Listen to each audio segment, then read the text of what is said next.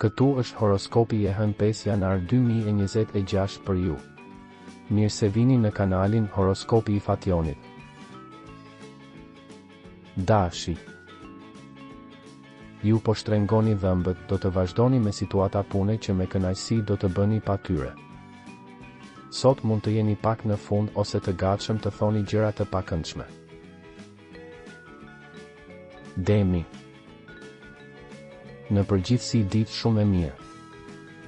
Nëse jeni i vetëpunësuar mund të bëni diçka më shumë. Faza eksperimentale, ato mund t'ju japin një punë për disa kohë. Dashuri të reja pa pritmas. Binjaket.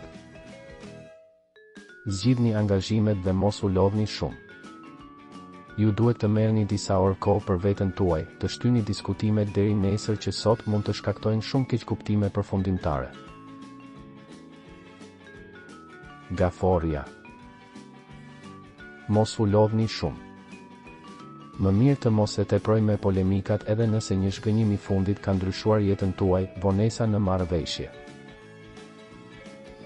Luani. Jepini hapësirë lajmeve profesionale. Agitacion në çift, por tani duhet të bëni plane afatgjata, nuk ka kufi për të ardhmen. Virgjeresha. Dita e duhur për të bërë plane, ka nga ata që mbyllin një histori e harrojnë shpejt ose e bëjnë veten të lirë. Një negociat zgjat shumë, por një mik mund t'ju ofrojë një zgjidhje. Peshorja. Zemërimi duhet të shndërrohet në ëmbëlsi. Në ambientin e punës ndiheni sikur duhet të jepni konfirmime. Akrepi.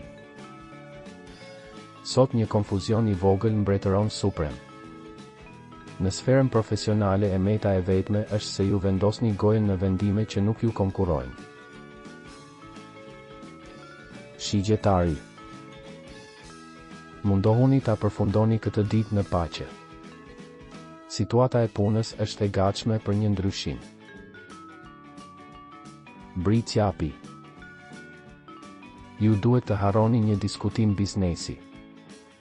Çdo herë e mbani përshtypjen sikur nuk keni mundësi të bëni gjithçka. Ujori. Jeni duke kërkuar për shpagim në vendin e punës apo mendoni se jeni anashkaluar. Në dashuri, durimi juaj ka një kufi. Peshqit. Një njeri është ose kundër jush ose përpiqet të vendosë një çelës në punë, kjo është shumë e pakëndshme.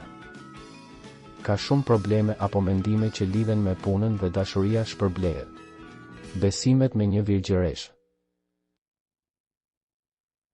Nëse nuk doni të humbisni horoskopin, regjistrohuni dhe aktivizoni njoftimet. Shihemi së shpejti.